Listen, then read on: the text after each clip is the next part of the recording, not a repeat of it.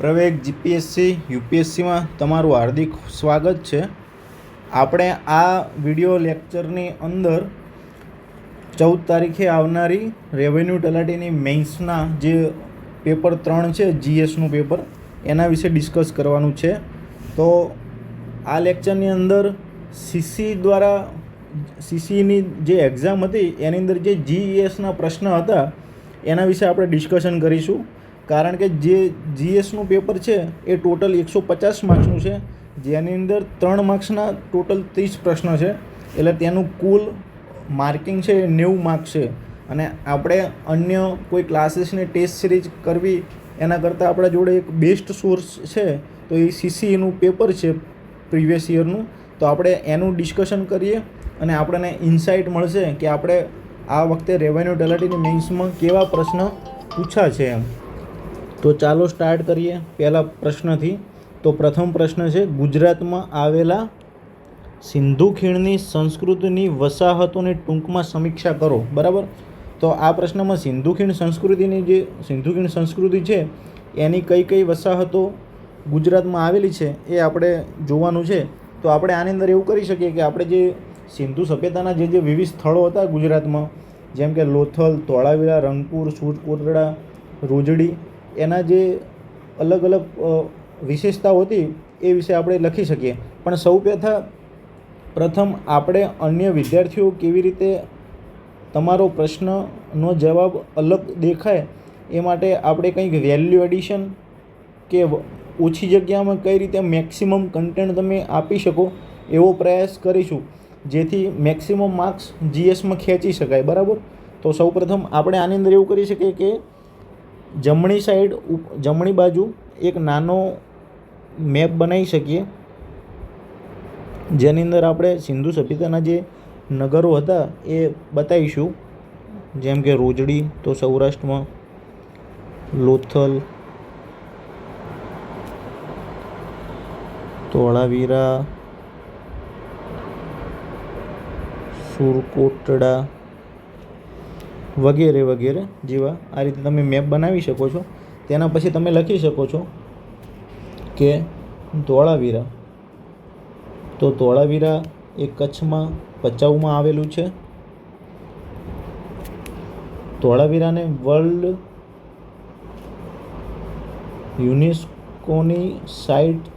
UNESCO world heritage સાઇટમાં સમાવેશ થયેલો છે ધોળાવીરાનો. તેમજ ધોળાવીરા એ તેની જળ સંચય પ્રણાલી માટે વિખ્યાત છે.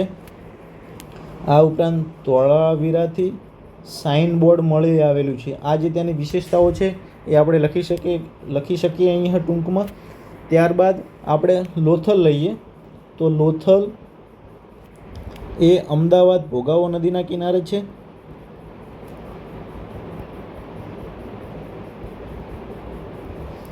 લોથલથી આપણને સૌથી જૂનું ડોકયાર્ડ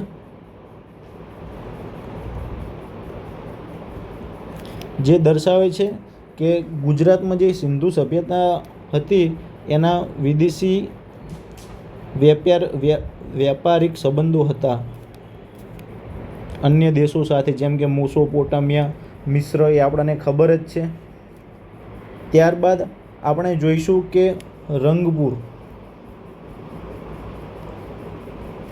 રંગપુર એ સૌરાષ્ટ્રમાં આવેલું છે.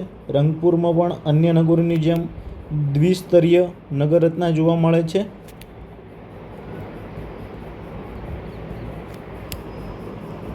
ત્યારબાદ સુરકોટડા. અહીંયા આપણે એવી જ વિશેષતાઓ લઈશું જે અન્ય નગરો કરતાં અલગ છે. તો જે સુરકોટડા છે ત્યાં આપણને ઘોડાના અવશેષો મળેલા છે અને તાનની પૂસી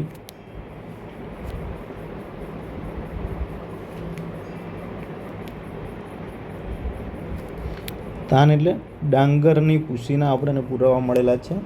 ત્યારબાદ પાંચમું નગર આપણે જોઈએ દેસલપુર એ કચ્છમાં આવેલું છે અને ત્યાં આપણને હડપ્પા કાળ અને પૂર્વ હડપ્પા કાળ અને હડપ્પા કાળના તત્વ મળી આવેલા છે. તમે આ 5 શહેરો લખશો અને તેની જે વિશેષતાઓ તે લખશો એટલે તમારો જવાબ અન્ય વિદ્યાર્થીઓ કરતાં અલગ પડશે. અને તમે આ રીતે ક્રમિક રૂપમાં લખશો તો તમારા જે પ્રશ્ન અને ચકાસણી કરનારા સર છે એમને અલગ દેખાશે, અને આ મેપ છે તો એનાથી તમે વધારે માર્ક્સ મેક્સિમમ ગેઇન કરી શકશો. બીજો પ્રશ્ન અહીંયા છે મૌર્યકાલીન રાજ્યતંત્રની વિશેષતાઓ. તો સૌપ્રથમ આપણે જોઈએ કે અહીંયા પણ આપણે હિસ્ટ્રીના જેટલા પ્રશ્નો હોય ત્યાં મેપ બનતો હોય તો આપણે એક નાનો મેપ બનાવી શકીએ છીએ. તો અહીંયા પણ આપણે એક મેપ બનાવી દઈશું. અહીંયા આપણું આવશે ગુજરાત, ત્યારબાદ કલિંગથી લઈને મોટું સામ્રાજ્ય અશોકના સમયમાં બની ગયું હતું. અહીંયા છે પટલા, અહીંયા તક્ષશિલા ઉપરની સાઈડ, મેપ થોડો નાનો બની ગયો છે ઉપરની સાઈડથી. અહીંયા પાટલીપુત્ર આવશે, અહીંયા ઉજ્જૈન, અહીંયા સાંચી જ્યાં સ્તૂપોનું નિર્માણ થયેલું છે, અહીંયા કલિંગ આવશે જ્યાં અશોકે જેને યુદ્ધ દ્વારા મિલાયું હતું, અને અહીંયા ગુજરાતમાં ગિરનારમાં પણ મૌર્યકાલીન સામ્રાજ્ય હતું તો એમનું રાજ્યતંત્ર હતું, આ એમનું સામ્રાજ્યનો વિસ્તાર હતો. બરાબર. હવે સૌ પ્રથમ કોઈ પણ હિસ્ટ્રીનો પ્રશ્ન હોય તો આપણે એની વર્ષ સમયગાળો લખી શકીએ. તો ઈસવીસન પૂર્વ 322થી લઈ 185 સુધી તેમનું શાસન હતું. બીજું કે એમના રાજ્યતંત્રનો ઉલ્લેખ ક્યાં કે કયા જગ્યાએ આપણને પુરાવા મળે છે તો આપણે એ મેન્શન કરી શકીએ. તો આપણે એની અંદર અર્થશાસ્ત્ર, ચાણક્યનું અર્થશાસ્ત્ર અને મેગાસ્થનીઝની જે ઇન્ડિકા બુક છે એના આપણે પુરાવાથી સાબિત કરી શકીએ છીએ કે અહીંયા એમનું રાજ્યતંત્ર આવું હતું. એટલે પુરાવાનો તમે સ્ત્રોત લખો. પછી આપણે લખી શકીએ કે એમની જે કેન્દ્રીયકૃત શાસન વ્યવસ્થા હતી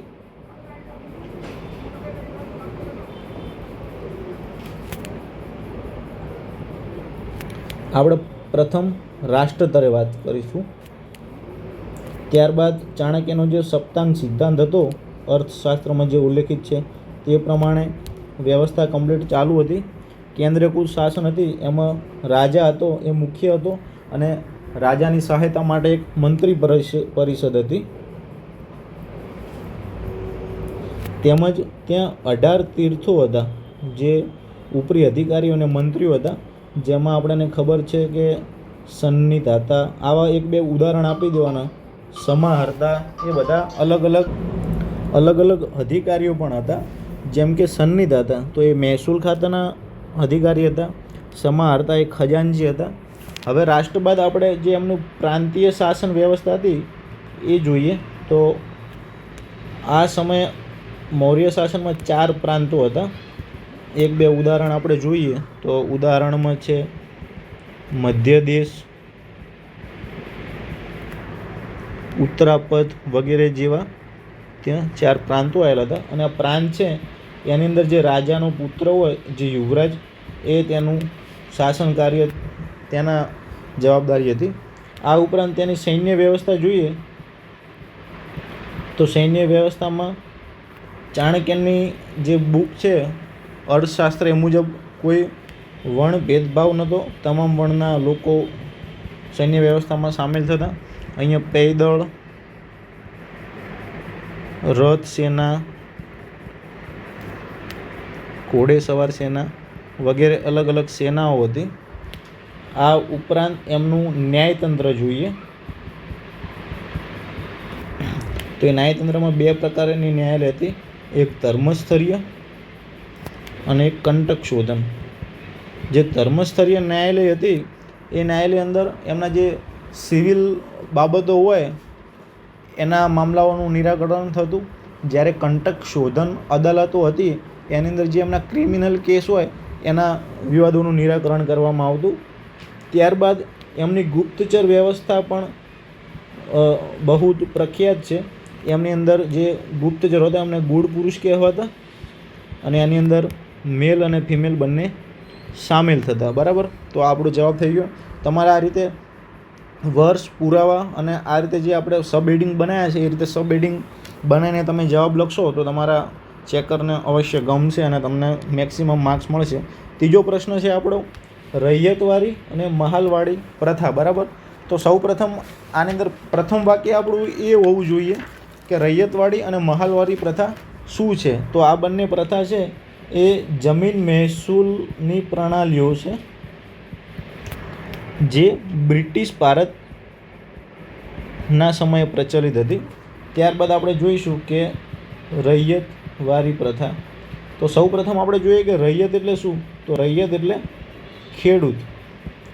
તો જે આ પ્રથા છે એમાં બ્રિટિશ સરકાર હતી એ સીધો કર ખેડૂતથી જ એકત્ર કરતી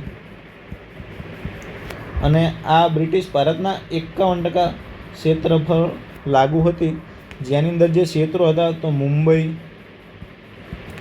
મદ્રાસ વગેરે જેવા ક્ષેત્રો હતા. અને આ સૌ પ્રથમ 1820માં થોમસ મુનરોએ લાગુ કરી હતી. બીજી કે આની અંદર છે ને જે મહેસૂલનું જે નિર્ધારણ થતું ને એ જમીનનો પ્રકાર અને ઉત્પાદનના આધારે થતું.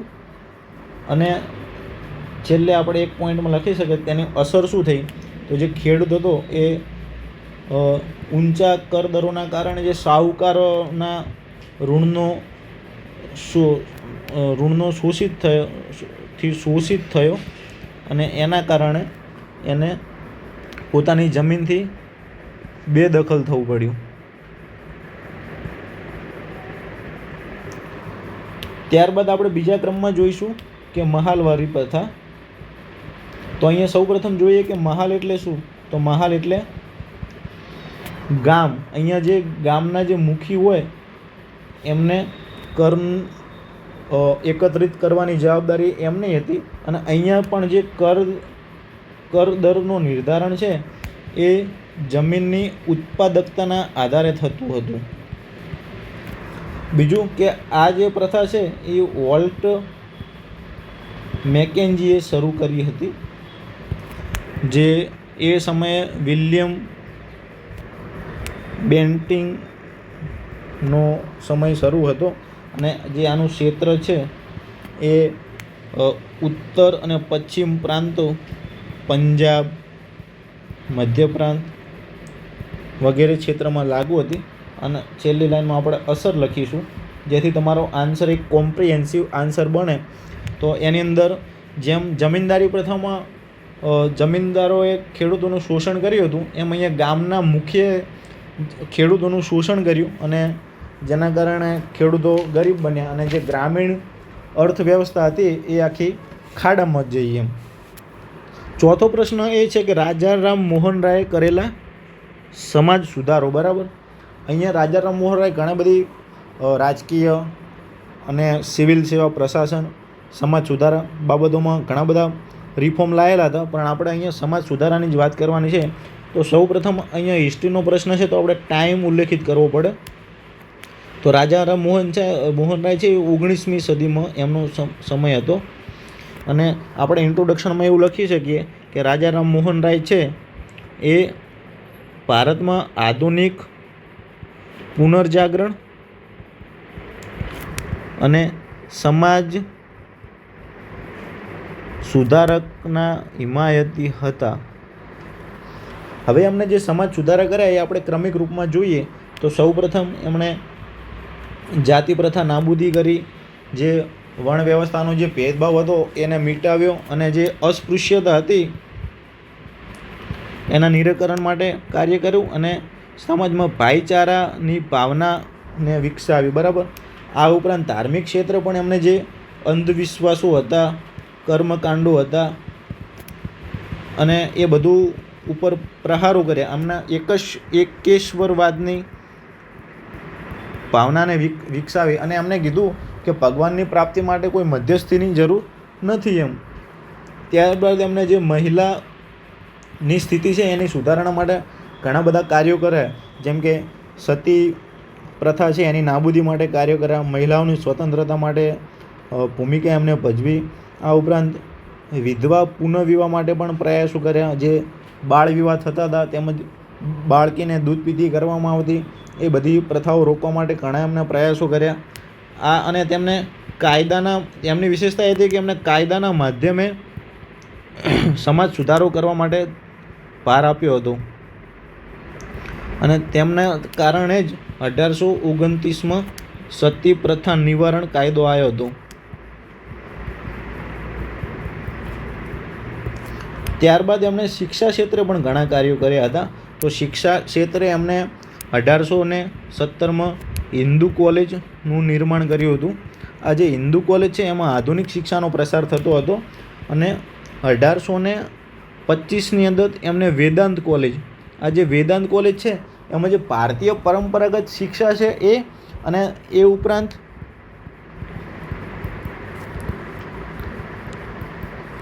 જે ભૌતિક વિજ્ઞાન છે પશ્ચિમનું, એ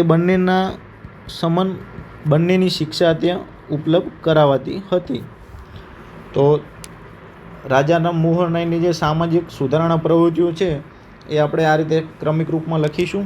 ત્યારબાદ આપણે જોઈશું કે સ્વતંત્ર પ્રાપ્તિની લડતમાં આઝાદ હિન્દ ફૌજ અને સુભાષચંદ્ર બોઝનો ફાળો અનન્ય હતો. બરાબર. તો સૌપ્રથમ જોઈએ કે સુભાષચંદ્ર બોઝ.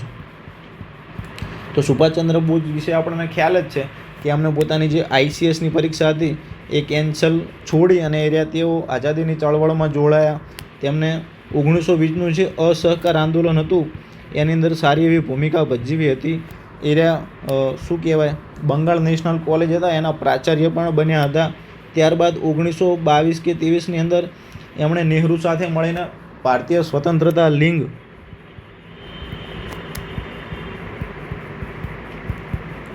લીગની સ્થાપના કરી હતી. કારણ કે સ્વશાસન નહીં પણ સ્વરાજના હિમાયતી હતા. ત્યારબાદ જે કોંગ્રેસના 2 અધિવેશન થયા હતા, 1938નું જે હરિપુરા અધિવેશન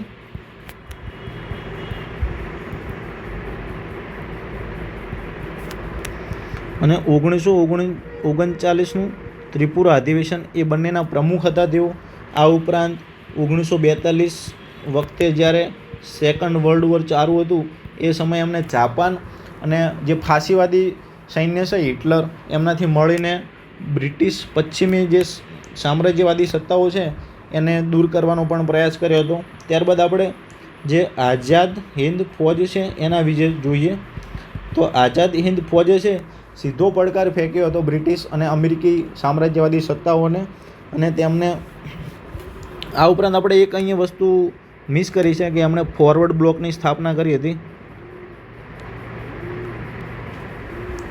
આઝાદ હિન્દ ફૌજે છે તો સૌપ્રથમ જે ઇમ્ફાલ વગેરે જે આઝાદ હિન્દ ફૌજે છે મણિપુર અને અરુણાચલ પ્રદેશના જે ટાપુઓ છે એના ઉપર કંટ્રોલ કર્યો હતો. કોહિમા અને ઇમ્ફાલ છે નોર્થ ઇસ્ટમાં, ત્યાં એમને આક્રમણ કર્યું હતું અને બ્રિટિશ સેનાઓને ખદેડી પણ હતી. આ એમને જાપાનની સેનાઓ સાથે મળીને કાર્ય કર્યું હતું. તેમજ એનું જે અચીવમેન્ટ હતું એમને શું અસર કરી, તો બ્રિટિશ સત્તાને પહેલો તો સીધો પડકાર ફેંક્યો એમને. બીજું કે રાષ્ટ્રવાદી એકતાની ભાવના જગાડી લોકોમાં. જે ધાર્મિક અને રાજકીય વિભાજનથી લોકો હતા એને મુક્ત કર્યા અને એક રાષ્ટ્રીય એકતા જગાડી. આ ઉપરાંત ભારતીય સશસ્ત્ર દળ ઉપર એનો પ્રભાવ પડ્યો. કારણ કે જ્યારે એના કારણે જ રોયલ નેવી વિદ્રોહ ને બધું થયું અને લોકો જોડાયા. લાલ કિલ્લાનો જે મુકદ્દમો હતો એની અંદર પણ લોકો જોડાયા. એટલે જે અંગ્રેજોની જે ભારત છોડો ચળવળ હતી એને પણ એમાં પ્રેરણા એમને આપી હતી અને ભારત સ્વતંત્ર થયું એમાં એમની બહુ ભૂમિકા છે. આ ઉપરાંત એમને આઝાદ હિન્દ સરકાર બનાવી હતી, જે સૌ પ્રથમ અસ્થાયી સરકાર હતી જે વિદેશમાં બની હતી. એમને પોતાની કરન્સી હતી, પોતાની સેના હતી, અલગ અલગ રેજિમેન્ટ આની અંદર બનેલી હતી, જેમ કે સુભાષ, ગાંધી, નહેરુ, તેમજ મહિલા રેજિમેન્ટ પણ બનેલી હતી જેનું નેતૃત્વ રાણી લક્ષ્મી સહેગલે કર્યું હતું. તો આ એનું ફાળો હતો આઝાદ હિન્દ ફૌજ અને સુભાષચંદ્ર બોઝનો સ્વતંત્ર પ્રાપ્તિની. હવે છઠ્ઠો પ્રશ્ન છે જેની અંદર એવું ઉલ્લેખિત છે કે હવે આપણે પ્રશ્ન 6 જોઈએ. તો આ પ્રશ્ન થોડો અલગ જ છે, જેની અંદર કન્સેપ્ચ્યુઅલ ક્લેરિટી છે એ છોકરાઓને તો વાંધો નહીં આવ્યો હોય. CCEની અંદર આપણે જોઈએ પૂર્વ સલ્તનતકાલીન મંદિર સ્થાપત્યની વિશેષતાઓ. તો પૂર્વ સલ્તનત કાળ મતલબ કે સલ્તનત કાળ છે એની શરૂઆત ભારતમાં અને ગુજરાત બંનેમાં 13મી સદીમાં થઈ હતી, બરાબર. જે આપણે જોયું હતું કે કુતુબુદ્દીન એબક ને એ બધાથી સ્ટાર્ટ થયું હતું અને 13મીથી 16મી સદી સુધી ચાલ્યો હતો. પરંતુ સલ્તનત કાળ પૂર્વ ગુજરાતમાં કોનું શાસન હતું? તો વાઘેલા વંશ, સોલંકી વંશ, એ બધાનું શાસન ગુજરાતમાં ચાલુ. અને સોલંકી પહેલાં મૈત્રક વંશ હતું. એ પહેલાં ચાવડા વંશ હતો, પણ એમનું સ્થાપત્ય અને મંદિર શૈલીમાં કંઈ એટલું બધું ખાસ યોગદાન નથી, એટલે આપણે નથી લખતા. પરંતુ આ જે ગાળો હતો એ આપણે મૈત્રક વંશ છે એ 5મી સદીથી લઈને સોલંકી વંશ 13મી સદી સુધી હતો. તો તે સમયનું જે સ્થાપત્ય છે એ અહીંયા આપણે લખી શકીએ, બરાબર. હવે લક્ષણો શું હતા? તો કે આ લક્ષણો છે એ આ જે શૈલી હતી સૌપ્રથમ તો એ મારું ગુર્જર શૈલી હતી. અને આ શૈલીમાં નાગર શૈલી જે ઉત્તર ભારતમાં પ્રખ્યાત હતી એનો પ્રભાવ હતો. પછી અહીંયા આપણે એક નાની એવી આકૃતિ પણ બનાવી શકીએ મંદિરમાં, જે આપણે બનાવીએ જ છીએ મેઇન્સના જે પ્રશ્નો એ નાગર અને દ્રવિડ શૈલીમાં. તો એ પ્રકારની અહીંયા નાની એવી આકૃતિ બનાવી શકીએ કે અહીંયા એક ચોરસ ગર્ભગૃહ હતો, શિખર હતો, એ રેખીય શિખર હતો, ટોચ પર એક કળશ રાખેલો હતો. બીજું કે નીચે અહીંયા જે છે એ ચબૂતરો કે જેને આપણે અધિષ્ઠાન પણ કહેવાય છે. આ પ્રોપર તો છે ને કે નાગર શૈલીની જ આકૃતિ છે, પણ તે આપણે ગુજરાતના જે સ્થાપત્ય મંદિરો છે એનાથી મળતી આવે છે, બરાબર. થોડુંક જ ચેન્જ છે જેની અંદર. તો આપણે એ આકૃતિ બનાવી શકીએ. બીજું કે અહીંયા લખી શકીએ કે ભાઈ ચોરસ ગર્ભગૃહ હતો, નાનકડા અર્ધમંડપો હતા. પછી જે અહીંયા પથ્થરોનો જે યુઝ થતો તે રેતાળ પથ્થરો, આછા લાલ રંગના અને રેતાળ પથ્થરો હતા. પછી જે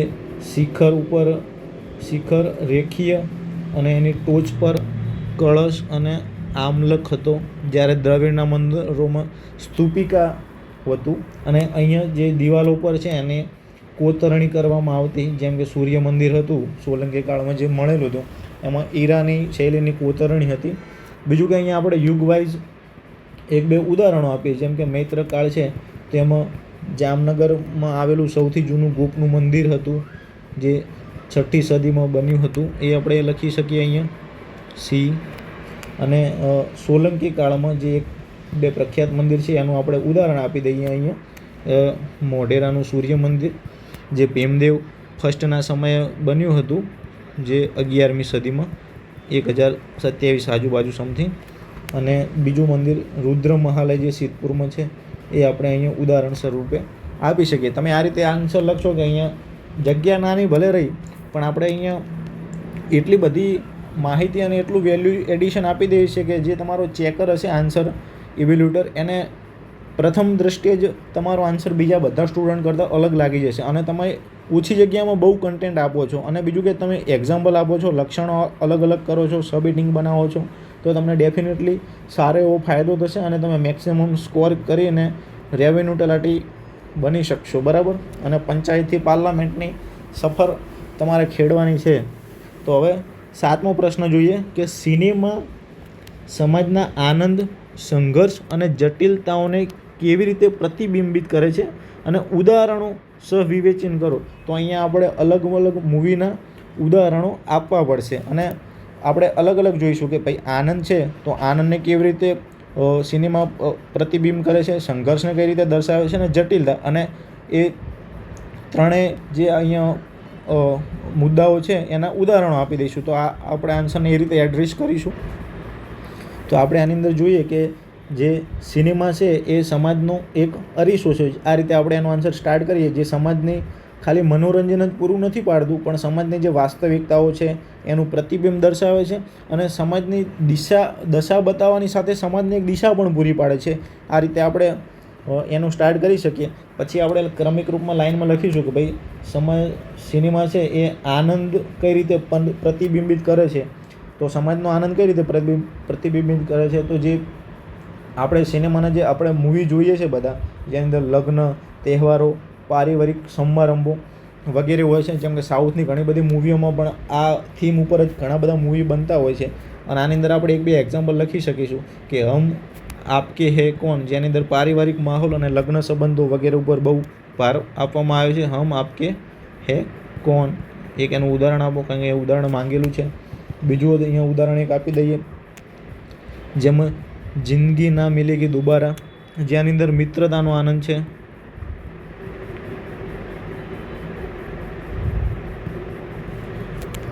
અહીંયા મિત્રતાનો આનંદ, અહીંયા લગ્ન અને પારિવારિક સુખ. હવે બીજો મુદ્દો અહીંયા આપેલો છે કે સમાજનો સંઘર્ષ કઈ રીતે દર્શાવે છે. તો આપણે જોયું કે ઘણી બધી જે મૂવી હોય છે એની અંદર સામાજિક અસમાનતા, જાતિવાદ, ગરીબી,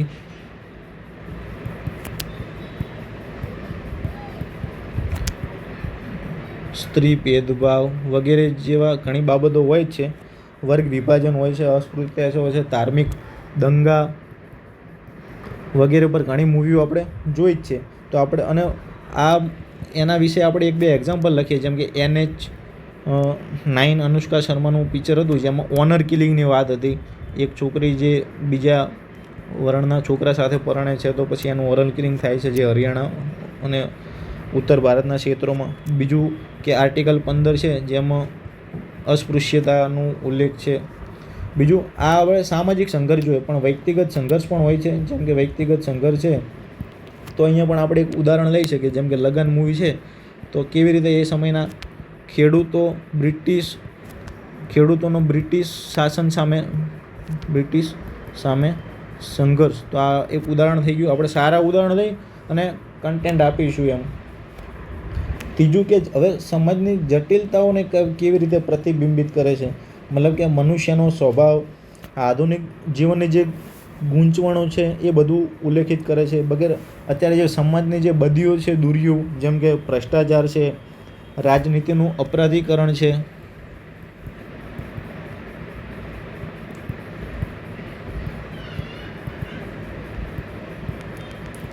એવા બધા મુદ્દાઓ આવશે જે સમાજની જટિલતાઓ છે. અત્યારે શહેરીકરણ, વૈશ્વિકરણનો પ્રભાવ છે, નૈતિક દુવિધાઓ વગેરે દર્શાવવામાં આવે છે. તો અહીંયા આપણે ઉદાહરણ લખીશું, જેમ કે ગંગાજળ. પછી અહીંયા ભાષાકીય પ્રભાવ, તો અહીંયા ઇંગ્લિશ લખી શકીએ મૂવી આપણે. અર્બનાઇઝેશન અને શહેરીકરણ વગેરે ઉપર લખી શકીએ આપણે. નૈતિક દુવિધાઓ હોય, જેમ કે એક પીકુ મૂવી છે, જેમાં એક ઓલ્ડ એજ મેન ને એક યંગ છોકરી હોય એના વિશેનું વાત કરી શકીએ અહીંયા. તો આ રીતે આપણે સબ હેડિંગ બનાવીને આપણે જવાબ આપીશું. જેમ કે અહીંયા પીકુ મૂવી છે. હવે ત્રીજો પ્રશ્ન છે, 8મો પ્રશ્ન, કે ગુજરાતની પિઠોરો લોકચિત્રકલા વિશે ટૂંકમાં જણાવો. તો અહીંયા આપણે સૌપ્રથમ ઉલ્લેખિત કરીશું કે પિઠોરો છે એ એક લોકચિત્રકલા છે. તો લોકચિત્રકલા શું હોય એ વિશે આપણે તો સિમ્પલ ડેફિનેશન એક આપ્યું હોય તો લોકો દ્વારા લોક અભિવ્યક્તિ કરતી ચિત્રકલા એટલે લોકચિત્રકલા, બરાબર. અને પિઠોરા છે એક આદિવાસી ચિત્રકલા છે, જે ગુજરાત અને મહારાષ્ટ્રનો જે એરિયા છે એમાં જે રાઠવા જનજાતિ રહે છે એ એમની ચિત્રકલા છે. અને એક આ ધાર્મિક ચિત્રકલા છે, ધાર્મિક માન્યતાઓ સાથે જોડાયેલી છે. જે પિઠોરા છે એમના દેવ છે, અહીંયા આપણે એરિયા લખી દઈશું, ગુજરાત અને મહારાષ્ટ્ર, છોટા ઉદેપુર વિસ્તારમાં બહુ વિખ્યાત છે આ ચિત્રકલા. એટલે ક્ષેત્ર, જાતિ અને કેવી પ્રકારની ચિત્રકલા છે, તો ધાર્મિક ચિત્રકલા છે. આ વસ્તુ દેખી. તેના બાદ ધાર્મિક ચિત્રકલા કેમ છે, તો આપણે એના વિશે 1-2 પોઈન્ટ લખીએ કે જે એમના ઈષ્ટદેવ પિઠોરો દેવ છે એમને ખુશ કરવા માટે કે એમની જે ધાર્મિક અભિવ્યક્તિ છે એને રજૂ કરવા માટે આ ચિત્રકલા આપવામાં આવે છે. અને એનો ઉદ્દેશ્ય કે એમની જે કૃષિનું વર્ષ સારું નીકળે, એમને અનાજની પ્રાપ્તિ થાય અને એમના પશુધનનું રક્ષણ થાય, એમના જે લગ્ન પ્રસંગો, તહેવારો છે એ સારી રીતે ઉજવાય, એ એમનો ઉદ્દેશ્ય છે.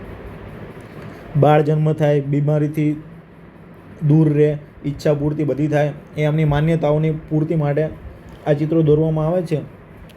બીજું કે આ ચિત્રના લક્ષણો શું છે, તો સૌપ્રથમ જે ઘરની દિવાલ હોય ને એને છાણ અને સફેદ માટીથી પહેલાં ચિતરવામાં આવે છે, લીંપણ કરાય છે તૈયાર એમ, અને પછી એના ઉપર ચિત્રણ થાય છે. તો સૌ પ્રથમ જે ઘરની મુખ્ય દિવાલો એનું લીંપણ થાય, ત્યારબાદ જે કુદરતી રંગો હોય,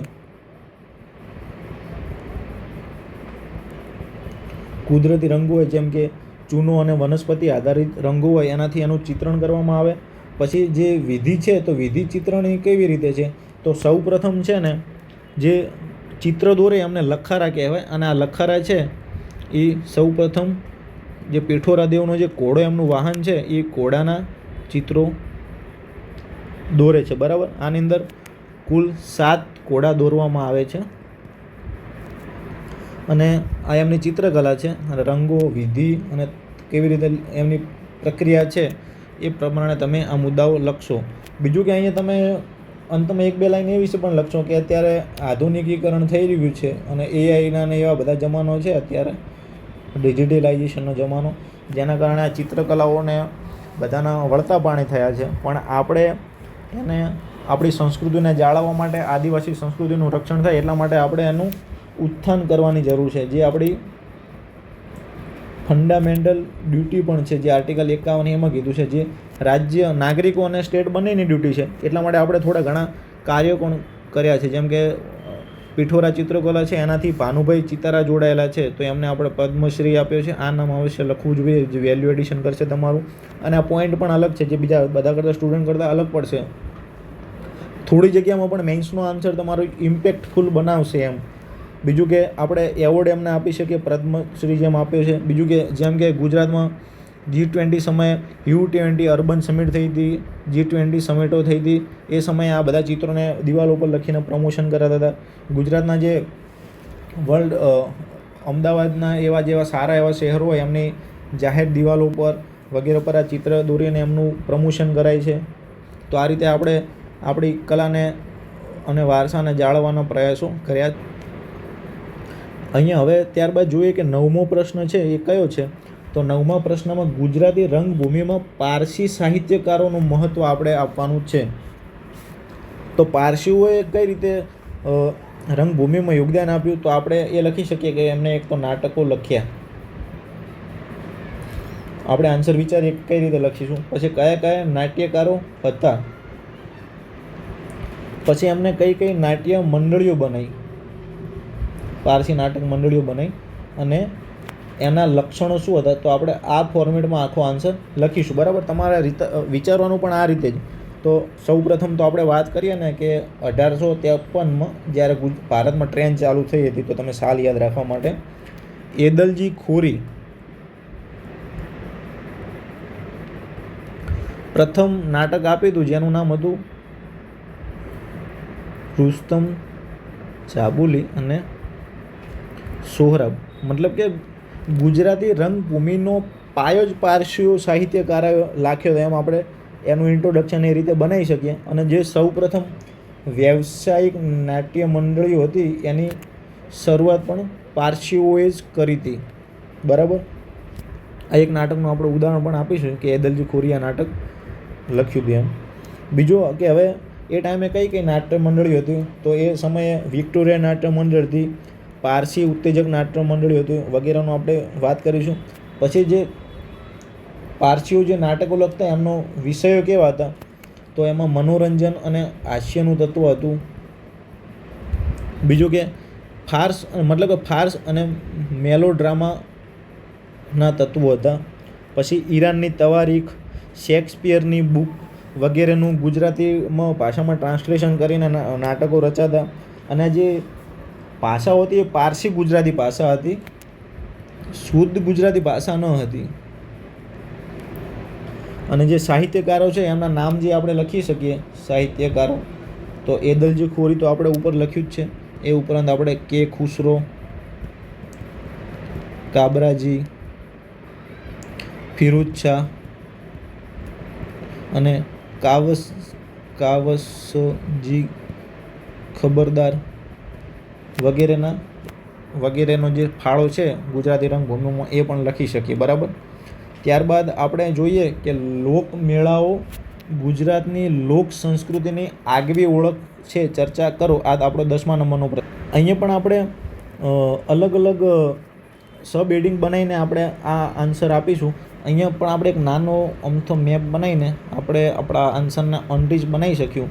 જેમ કે અહીંયા છે કચ્છમાં તો રવેચીનો મેળો, ઉત્તર ગુજરાતમાં કારતકનો મેળો જે સિદ્ધપુરમાં ભરાય છે, આ ઉપરાંત અંબાજીનો મેળો, અહીંયા ખેડા બાજુ ડાકોરનો મેળો, અહીંયા શામળાજીનો ચિત્ર વિચિત્રનો મેળો એટલે આદિવાસી મેળા પણ આવી જાય. અહીંયા તરણેતર અને માધવપુર કેડનો મેળો જે પોરબંદર વિસ્તારમાં ભરાય છે. તો આ રીતે આપણે એક નાનો મેપ બનાવી દેવાનો. તેમજ અહીંયા જે પારસોનો જે ઉદવાડાનો મેળો ભરાય છે, અમદાવાદ બાજુ જે એમના દરગાહ આવેલી છે ખટુક ગંજબક્ષની, ત્યાં મેળો ભરાય છે. તો આવી રીતે તમારો આન્સર ડાયવર્સિફાય થઈ જાય, એમ ધર્મ રીતે, ક્ષેત્ર રીતે, જાતિ આધારિત અને ધાર્મિક છે કે હાટ મેળાઓ છે, એ રીતે તમારો અલગ આન્સર થઈ જાય. તો આપણે સૌ પ્રથમ લખીશું કે ધાર્મિક મેળાઓ. તો જે ધાર્મિક મેળાઓ છે એમાં તમારી ધર્મ, આસ્થા વગેરેની શું કહેવાય અભિવ્યક્તિ થાય છે. આ ઉપરાંત કેટલાક મેળાઓ છે જેમાં લોકનૃત્યો ભજવાય છે.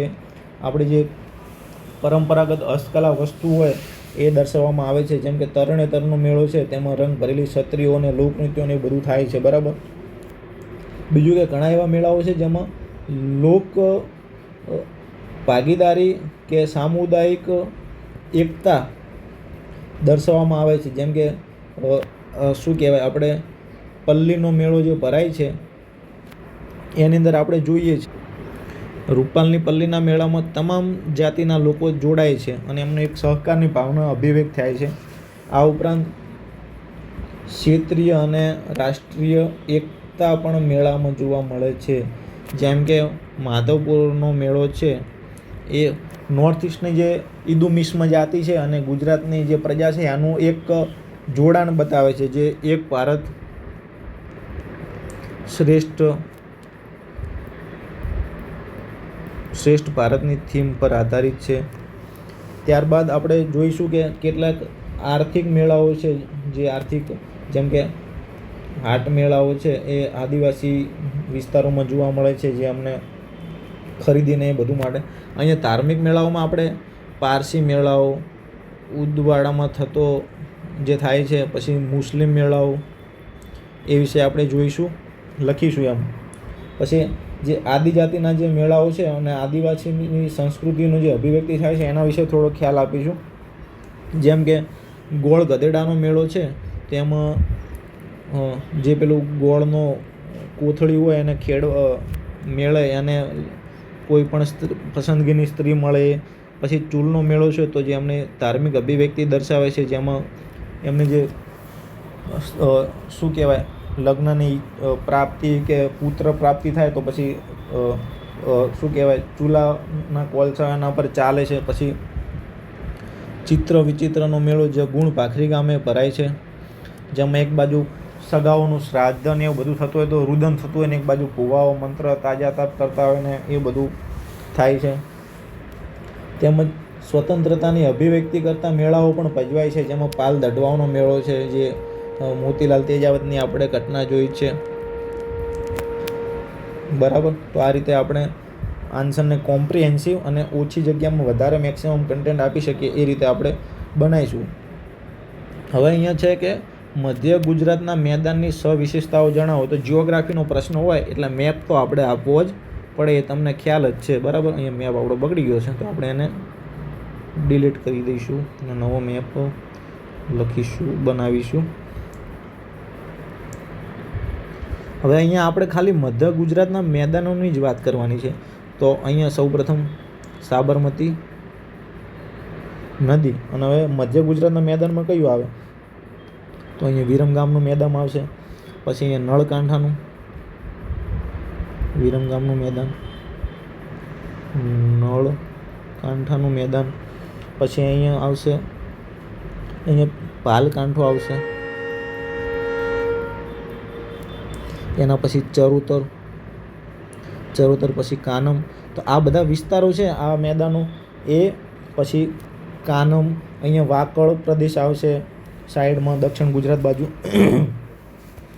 એ બધા વિસ્તારો આપણે લખીશું અને કોઈ પણ મેદાનનો પ્રશ્ન આવે તો તમારે કઈ નદીથી બનેલું છે, એના જમીનનો પ્રકાર કેવો છે, કાંપની જમીન છે, કાળી જમીન છે, ત્યાં કયા પાકો થાય છે. આ વસ્તુ તમારે ડેફિનેટલી કોઈ પણ મેદાનનો પ્રશ્ન હોય કે જિયોગ્રાફીનો પ્રશ્ન હોય તો અમુક વસ્તુઓ આવી જ જોઈએ. એ તમારે એ રીતે પ્રશ્ન તમારે લખવાનો, જવાબ આપવાનો રહેશે.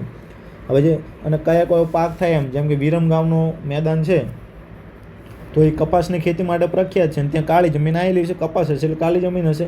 હવે જેમ કે ભાલ પ્રદેશ છે તો એ ઘઉં માટે પ્રખ્યાત છે અને ભાલિયા ઘઉંને જીઆઈ ટેગ મળેલો છે. ચરોતેર પ્રદેશ છે એ અહીંયા તમાકુની ખેતી માટે પ્રખ્યાત છે અને એને સોનેરી પાકનો મુલક તરીકે ઓળખવામાં આવે છે. અહીંયા આ સાઈડ વાકળ પ્રદેશ આવેલો છે જે મહી અને ઢાઢર નદી વચ્ચે આવે છે, જે કાદવ અને કીચડવાળો પ્રદેશ છે, વાકળ પ્રદેશ.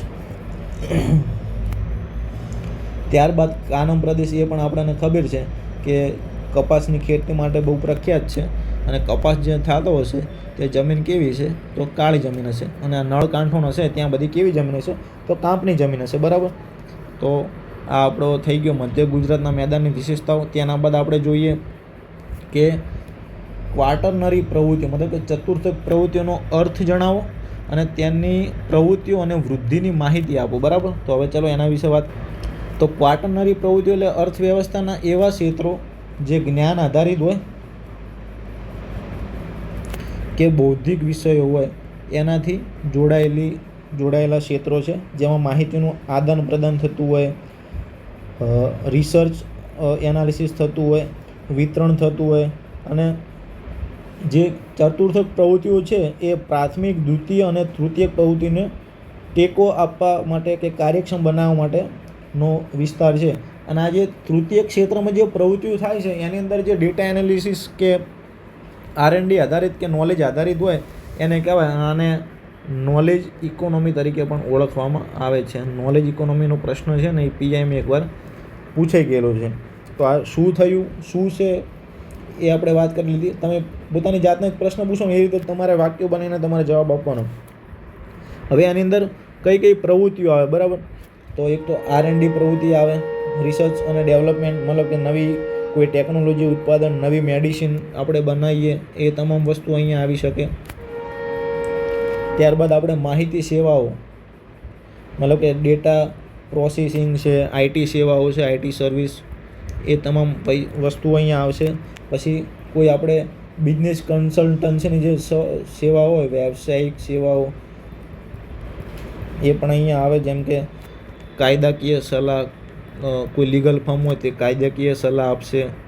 પછી કોઈ ફાઇનાન્સનું પ્લાનિંગ કરતી અલગ અલગ સલાહો હોય તો એ બધું અહીંયા આપે છે. બરાબર, અને ત્રીજો પ્રશ્ન એ આવશે અહીંયા, પહેલાં પ્રવૃત્તિઓ, બીજો પ્રશ્ન તમારે સબ હેડિંગ બનાવવાનું છે આ રીતે કરીને.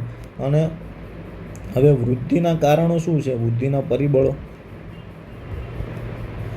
ત્રીજો પ્રશ્ન આપણે એ રીતે એડ્રેસ કરીશું. ત્રીજો જવાબ, જેમ કે ટેકનોલોજી ક્રાંતિ થઈ રહી છે અત્યારે, બરાબર, ઇન્ડસ્ટ્રીયલ રિવોલ્યુશન 4 ચાલુ છે તો એના કારણે R&D અને ડેટા એનાલિસિસ માટે. બરાબર, પછી બીજું કે અત્યારે ફોરેનમાં ને બધે આઉટસોર્સિંગ છે, IT સેક્ટરમાં આઉટસોર્સિંગ બહુ જ મોટા પાયે થઈ રહ્યું છે. ડેટા એન્ટ્રી માટે, IT માટે AI ને બધા છે તો તમારે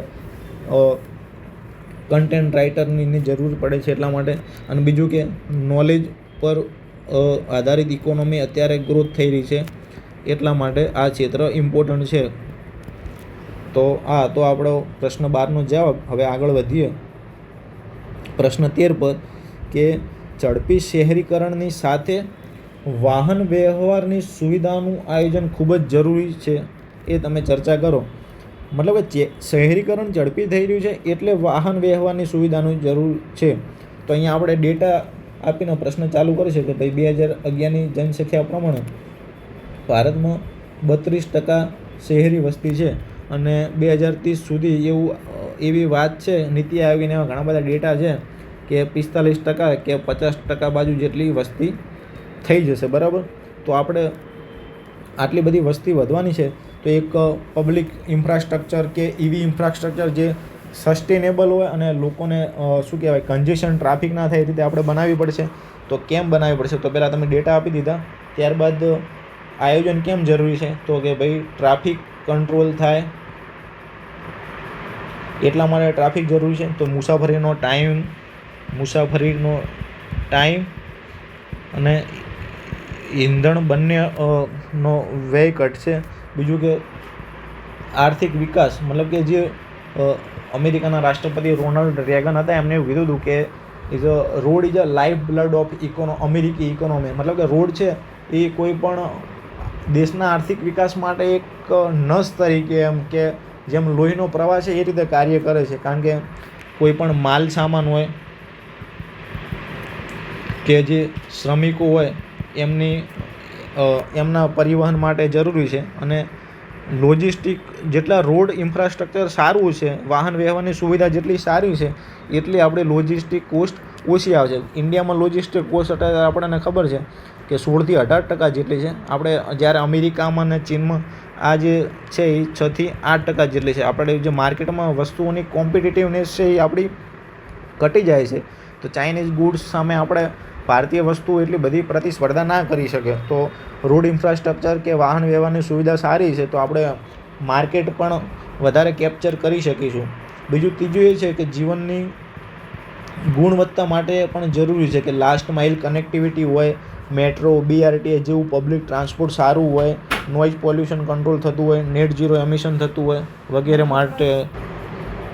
બીજું કે સતત અને સંકલિત શહેરીકરણ થવું જોઈએ. મતલબ કે જીવનની ગુણવત્તા, લોકોને તકલીફ ના પડે એ તો છે જ, સાથે સાથે ક્લીન અને ગ્રીન ટ્રાન્સપોર્ટ હોવું જોઈએ, નોઇઝ પોલ્યુશન ના હોવું જોઈએ, નેટ ઝીરો એમિશન એ પણ હોવું જોઈએ. એટલે મતલબ કે એન્વાયરમેન્ટ ફ્રેન્ડલી ટ્રાન્સપોર્ટ.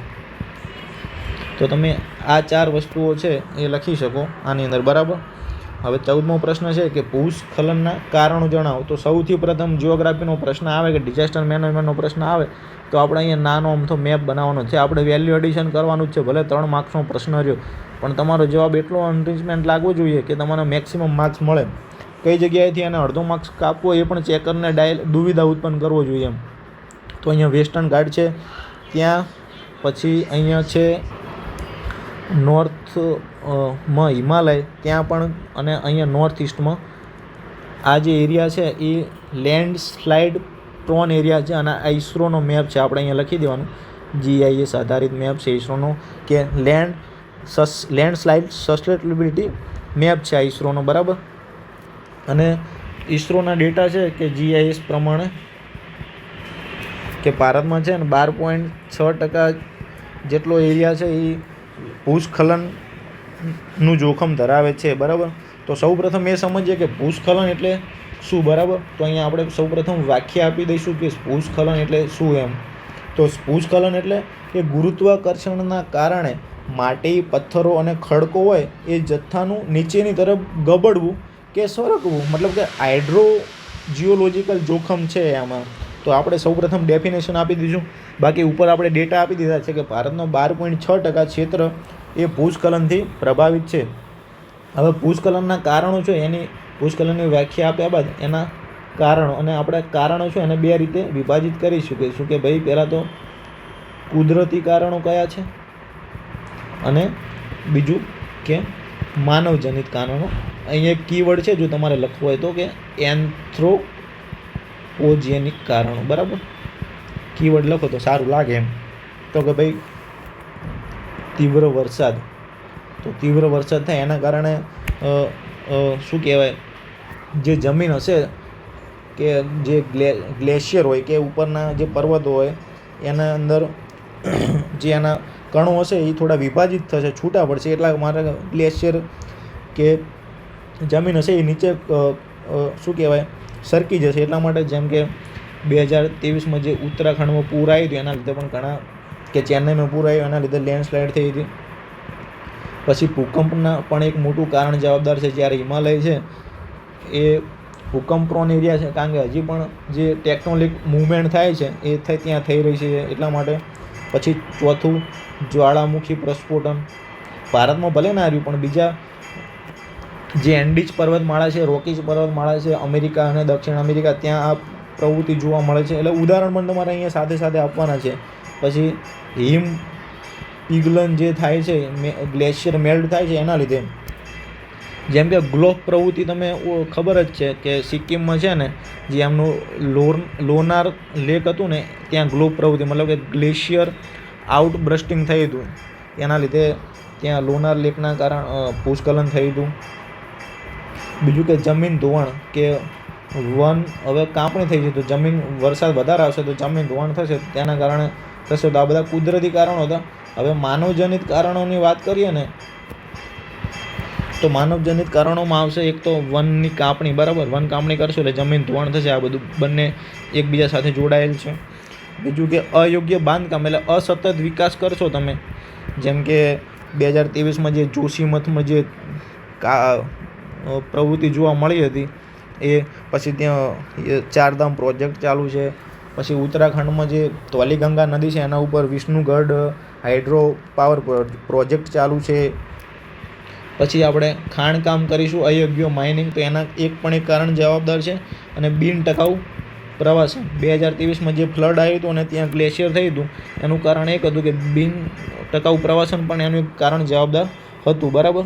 હવે આપણે જોઈશું 15મો પ્રશ્ન, COP21 બરાબર કેવી રીતે ઇમ્પોર્ટન્ટ છે એના વિશે ટૂંકમાં જોઈએ આપણે. તો COP21 છે એ 2015ની અંદર જે UNFCCC છે ને એની કોન્ફરન્સ ઓફ પાર્ટીની મિટિંગ હતી, બરાબર, જેમાં યુએનના જેટલા પણ દેશો હોય છે ભાગીદાર થાય છે. અને એક આ બાધ્યકારી સમજૂતી COP21 ઉપર થઈ હતી, જેનો ઉદ્દેશ એવું હતું કે 21મી સદી છે એના અંત સુધી તાપમાન છે એના 2 સેલ્સિયસ સુધી લિમિટ કરવાનું અને બને તો 1.5 સેલ્સિયસ સુધીથી વધવા નથી દેવાનું, એમ આ એનો ઉદ્દેશ્ય હતો. બીજો કે આ છે જે પહેલાંનો જે ક્યોટો પ્રોટોકોલ હતો એનું સ્થાન લેશે.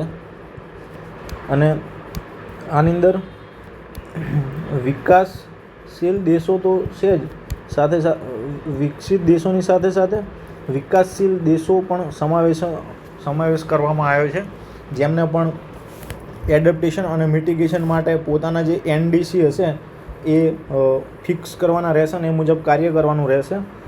બીજું કે આની અંદર ગ્રીન હાઉસ ગેસનું એમિશન ઘટાડવાનું અને જે એડપ્ટેશન માટે છે અનુકૂલન માટે વિકાસશીલ દેશોને નાણાકીય સહાય આપવાની છે, એ વાત આમાં કરેલી છે. બીજું કે દર 5 વર્ષે છે ને NDC નેશનલ જે દરેક દેશ હશે ને એને નેશનલ ડિટરમાઇન્ડ કન્ટ્રીબ્યુશન એટલે એક નિર્ધારિત લક્ષ્યો હશે જે પૂરા કરવાના રહેશે. જેમ કે અત્યારે ભારતમાં જે પંચામૃત લક્ષ્યાંક છે એ તો તમે અહીંયા એનો ઉલ્લેખિત કરવાનો કે તમારે 2030 સુધી 500 ગીગાવોટ રિન્યુએબલ એનર્જી કરવાની છે. ટોટલ 50% જે ઉર્જા પૂર્તિ છે એ નવીકરણીય સોર્સોથી કરવામાં આવશે. તમે 450 ગીગાટન કાર્બન એમિશન 2030 સુધી ઘટાડશો. આ બધા જે ટાર્ગેટ છે એ NDCના છે. આપણે પહેલાં જૂના હતા પણ જે COP26 થઈ હતી ગ્લાસ્કોમાં, જે તમે કન્ક્લુઝન કરતા હોય એ ટાઈમે લખી શકો કે આપણે એના સ્થાને હવે પંચામૃત લક્ષ્યાંકો રાખ્યા, નિર્ધારિત કરેલા છે. હવે પ્રશ્ન છે 16, જેમાં વાતાવરણમાં ઓઝોન સ્તર આપણા અસ્તિત્વ માટે જરૂરી છે, શા માટે એ સમજાવવાનું છે. તો સૌ પ્રથમ તો ઓઝોન સ્તર ક્યાં આવેલું હોય, તો ઓઝોન સ્તર છે એ વાતાવરણના જે સ્ટેટોસ્ફિયર છે ત્યાં આવેલું એક પડ છે, બરાબર. અને એનું અસ્તિત્વ કેમ જરૂરી છે, બરાબર. આપણે જોઈએ છે કે એક ખરાબ ઓઝોન હોય જે વાતાવરણના નીચેના પરત પર હોય છે અને એક સારો ઓઝોન, આને એક પોલ્યુટન્ટ તરીકે ઓળખવામાં આવે છે. તેમજ જે સારો ઓઝોન છે એ અલ્ટ્રાવાયોલેટ કિરણોને રોકે છે. તો અસ્તિત્વ હવે કેમ જરૂરી એના વિશે વાત કરીએ. તો જો UV કિરણો આવે છે એને શોષવા માટે, કારણ કે આ UV કિરણો છે એ માનવ અને જૈવિક પ્રક્રિયાઓ છે પૃથ્વી ઉપર ઘણા બધા સજીવ ઉપર નેગેટિવ ઇમ્પેક્ટ કરે છે.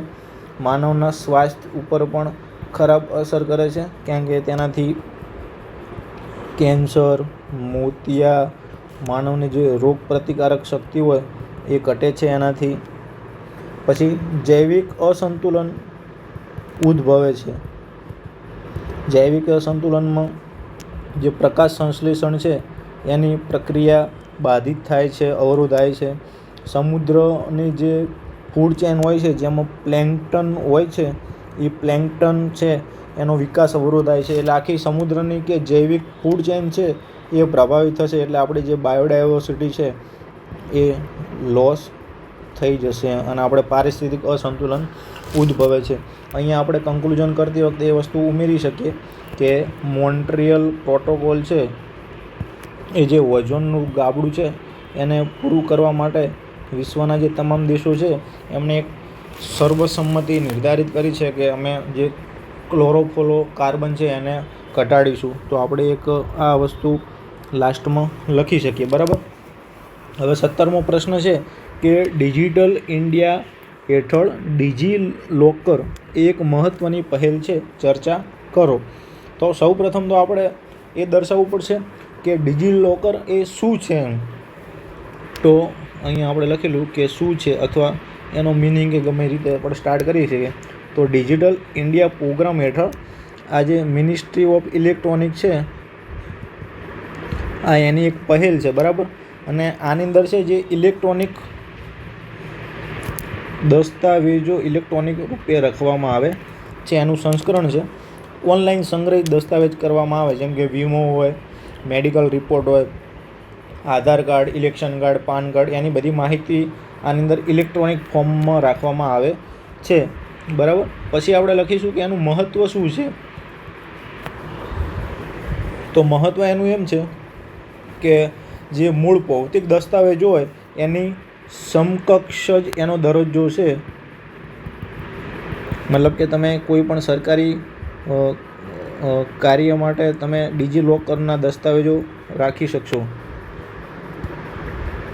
બતાવી શકશો. તમે હાઈવે ઉપર સફર કરો છો અને પોલીસ તમારો ડ્રાઇવિંગ લાઇસન્સ માગે તો તમે લોકરની અંદર તમારું ડ્રાઇવિંગ લાઇસન્સની PDF કે કોઈ ઇલેક્ટ્રોનિક ફોર્મમાં હશે તો તમે દર્શાવો તો વેલિડ ગણાશે એમ. પછી કે તમને એનીવેર, એની ટાઈમ, એવરીવેર, મતલબ કે ગમે ત્યાં દસ્તાવેજોની ઇઝીલી પ્રાપ્તિ માટે એમ.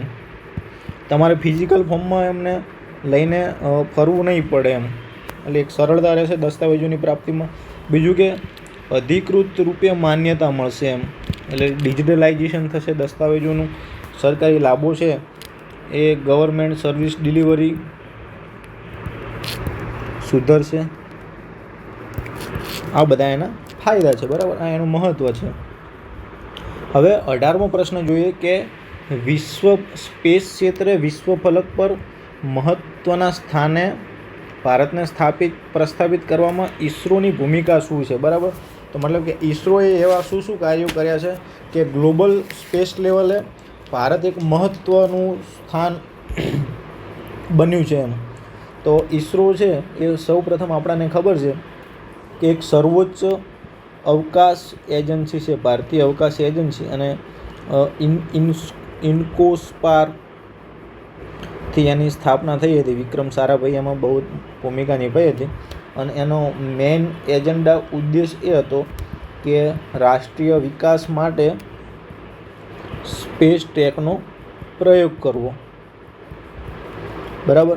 હવે એની આપણે ભારતે ગ્લોબલ લેવલે સ્પેસ સેક્ટર પર જે મહત્ત્વનું સ્થાન પ્રાપ્ત કર્યું છે, તો ઈસરોએ જે સિદ્ધિઓ પ્રાપ્ત કરી છે, જે મિશનો મોકલીને, એનાથી આપણે કહી શકીએ કે ભાઈ જે સિદ્ધિઓ કઈ છે.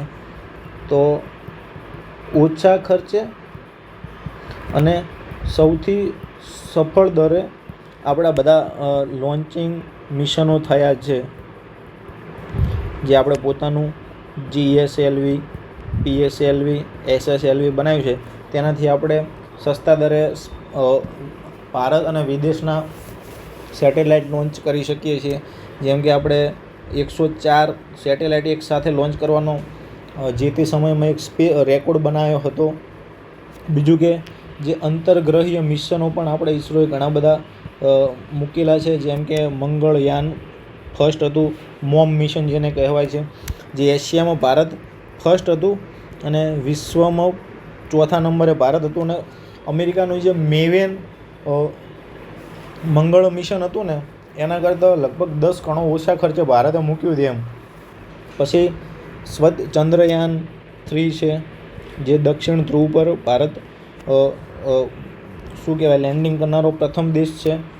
ત્યારબાદ સ્વદેશી નેવિગેશન, ભારતે નાવિક બનાવ્યું છે, જે ભારતની જેમ અમેરિકાના GPS છે, ચાઇનાનું બાયડુ છે, એવા GPS જીઓ સ્પેશિયલ ડેટા ઉપલબ્ધ કરાવશે. આ ઉપરાંત મિશન શક્તિ છે, જે મિશન શક્તિ છે એ એક એન્ટી સેટેલાઇટ ડિફેન્સ સિસ્ટમ છે, જે કોઈ પણ દેશ છે ચાઇના કે અમેરિકા જેવા દેશો છે આ બધાએ આ સિસ્ટમ વિકસાવી, તો ભારત પણ વિકસાય છે, જે આપણી સ્પેસ સિક્યોરિટી સ્પેસ સંપત્તિ છે એનું ડિફેન્સ કરશે, પ્રોટેક્શન કરશે. આ ઉપરાંત શાર્ક સેટેલાઇટ છે, જે સ્પેસ ડિપ્લોમસીમાં ભારતને મદદ કરે છે. મતલબ કે જે આપણા પાડોશી દેશો છે એમના સાથે સ્પેસ ડિપ્લોમેસી વધારે છે, આપણો સોફ્ટ પાવર વધારે છે, તેમને ડિઝાસ્ટર મેનેજમેન્ટ વગેરેમાં સહાયતા કરશે. આ ઉપરાંત નાસા, પછી જાક્સા વગેરે જેવી જાપાન ફ્રાન્સની જે સ્પેસ એજન્સીઓ છે એમની સાથે આપણે કોલોબ્રેશન કરેલું છે. જાપાન સાથે ચંદ્રયાનનું મિશન મોકલવાનું છે જાક્સા. પછી આપણે નિસાર મિશન નાસા સાથે કોલોબ્રેશન કરેલું છે. અને વૈશ્વિક અસર એ થઈ છે, અને વૈશ્વિક અસર આપણે એ કરીશું કે જે વાણિજ્યક પ્રક્ષેપણ સેવાઓ ભારતની વિકસી છે,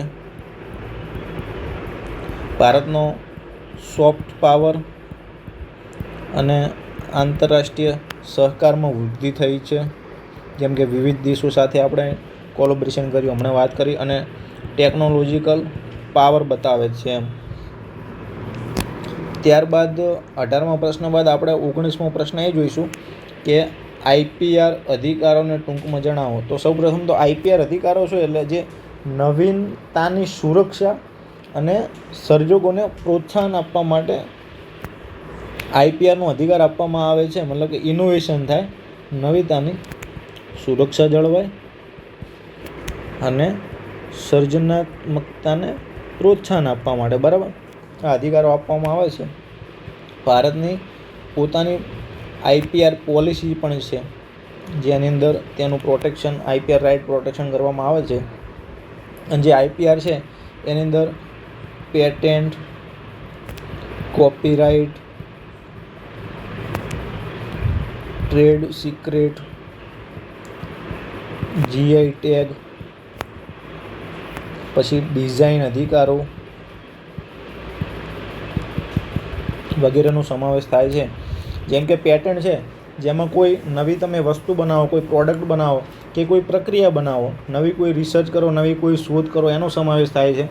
તમને એક લીગલી પ્રોટેક્શન મળે કે તમે કોઈ પ્રોડક્ટ બનાવી છે તો તમને એનો IPR રાઇટ મળશે, તો તમે એના ઉપર પૈસા કમાઈ શકો, કે કંપનીઓ એમને પ્રોત્સાહન મળે એમ. કોઈ નવી દવા બનાવી હોય તો એના ઉપર એમને રોયલ્ટી મળશે, દવા હોય, સોફ્ટવેર હોય.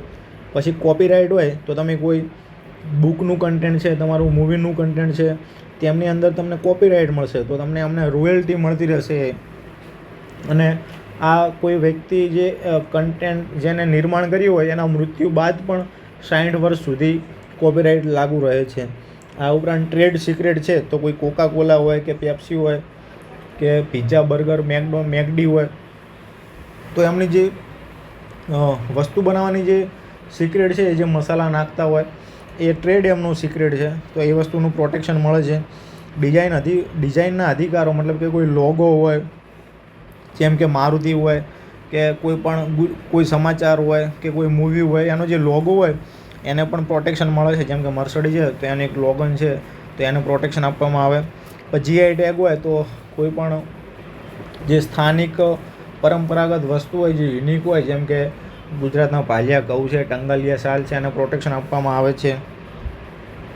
તો આ થઈ બૌદ્ધિક અધિકારોની સમજ, બરાબર. ત્યારબાદ આપણે 20મો પ્રશ્ન જોઈએ કે આ પ્રશ્ન છે ને એ જુલાઈ 2024 માટેનું બજેટ રજૂ કરવામાં આવ્યું હતું, એની પ્રાથમિકતાઓ જણાવો. પણ અહીંયા આપણે આની જગ્યાએ છે ને આ વખતનું જે બજેટ રજૂ કરવામાં આવ્યું 2025-26 એની પ્રાથમિકતાઓ, એટલે આપણે એક કરંટનો પ્રશ્ન બની જશે. એટલે તમારે આપણે આ વખતની બજેટ પ્રાથમિકતાઓ લીધી છે, એટલે આ વખતે કદાચ પ્રશ્ન આવો બને તો તમને ડાયરેક્ટ અહીંયા જવાબ આપવામાં આવશે.